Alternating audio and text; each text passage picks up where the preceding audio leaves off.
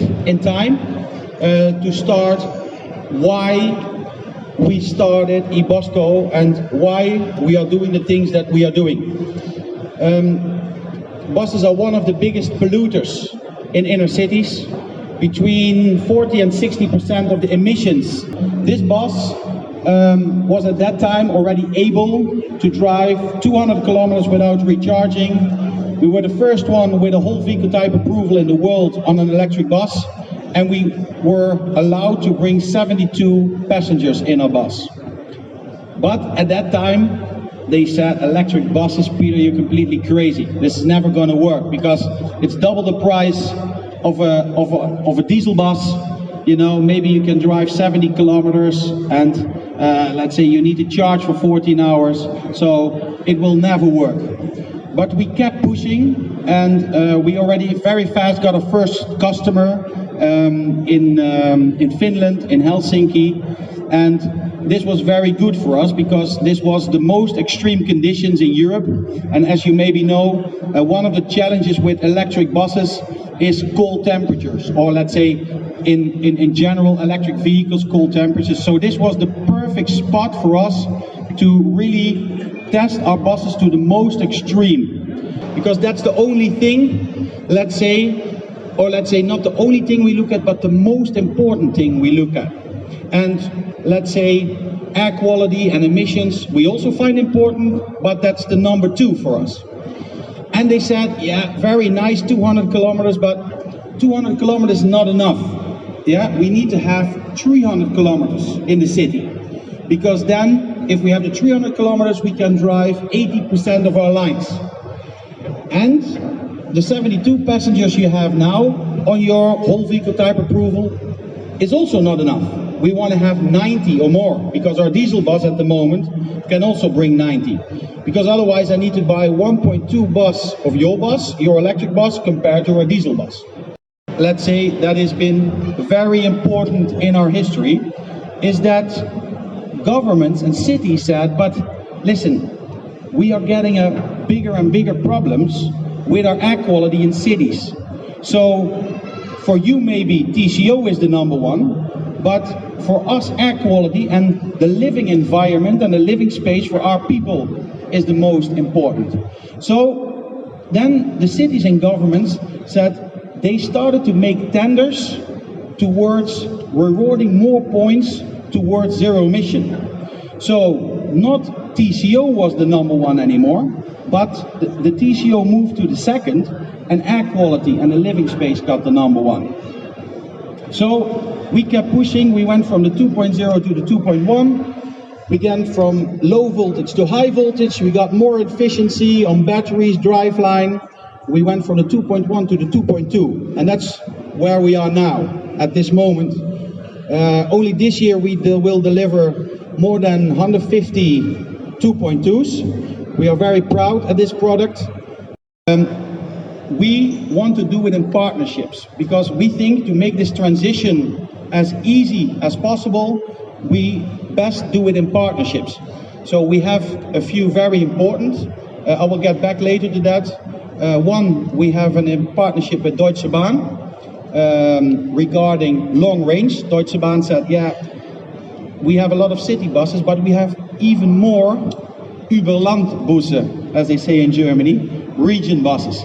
And 350 kilometers in the city is normally more than enough, but in our region buses we need to go to 450. So in this partnership we have developed a bus that we will present end of this year that has a range in the region bus for 450 kilometers. This is also a very big step for us. Another partnership that we have is with Munich, and that is about 2 things: autonomous driving and Leichtbau, as they call in Germany. Very simple, lightweight. Because in all our history we've been always very much focusing on lightweight. Yeah, normally it is a lot of batteries, a lot of range and low passenger capacity, or the other way around, low battery capacity, low range and a lot of passengers. But we have, from the 2.0, I think we managed quite well to have both. And this was one of the focuses also with Munich, to build a bus that was very much lighter than all the rest. And that's also what we are, or yes, we as a team going to present to you. Because we have already had, let's say, aluminium bodies, we had steel, we had stainless steel, and over the years we have lowered our range. We got further and further, and we kept our battery, let's say, getting bigger, but we did not give in on passenger capacity.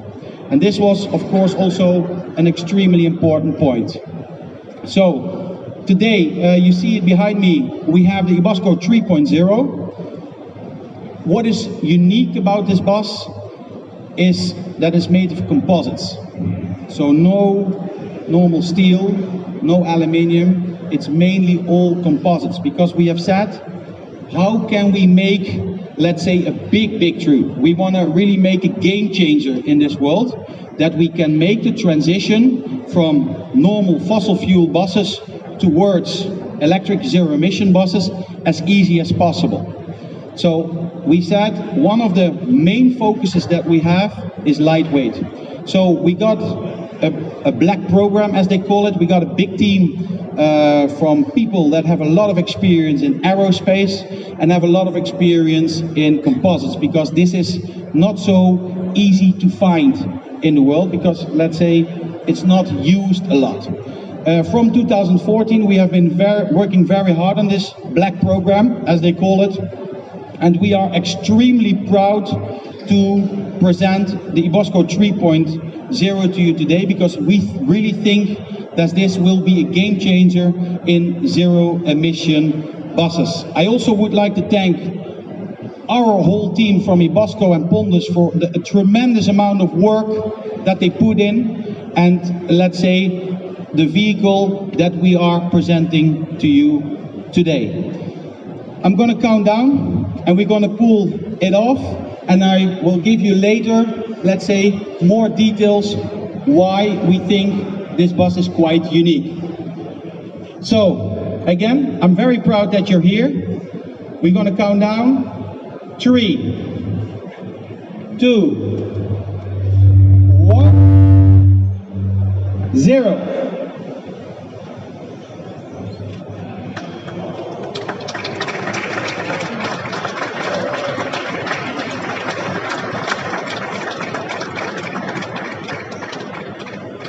So behind me, it looks like quite an ordinary bus, like it always does, but it's very special. I will go through very fast.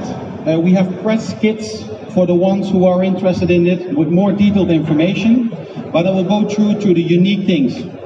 So normally an electric bus with a battery pack bigger than 200 kilowatt hours has an empty weight from around 13 to 14,000 kilos, depending on different manufacturers. Some are a little bit lower, they've got 12,800, but that's, let's say, the lowest. This bus has an empty weight of 8,530 kilos and has a range of up to 500 kilometers. So this is, let's say, the main advantage. It's all about efficiency, weight, those kind of things. The other difference is it has a very well and unique heat pump system for heating and cooling the bus. Because we have learned that in, let's say, cold temperatures, the heating, if you do it electrically, can use more energy than, for example, driving the bus. So we put a lot of effort in to have the highest COP. Very simple, 1 kilowatt on energy comes in, on electricity, but we want to have 2 or 3 kilowatt in heating or cooling out. And this we also have managed with this bus. The other thing is that it has a very spacious interior.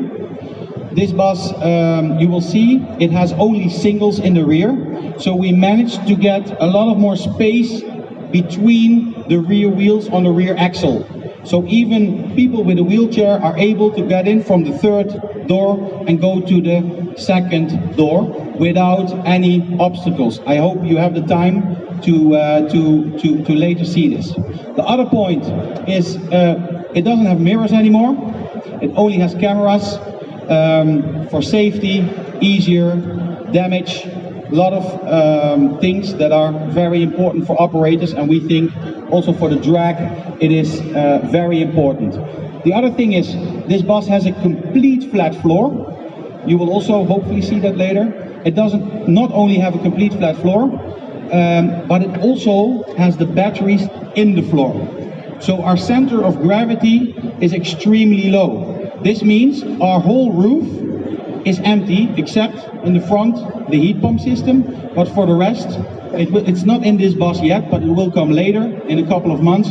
We will have a panoramic roof from over 6 meters long and 1 meter wide to give the passenger the nicest and best experience in an electric bus. So, I think I've been talking already far too long. I would like to ask our people to open up the doors, and I would like to welcome you in our Ebusco 3.0, and if there's any questions, please feel free to talk to one of our people, to me.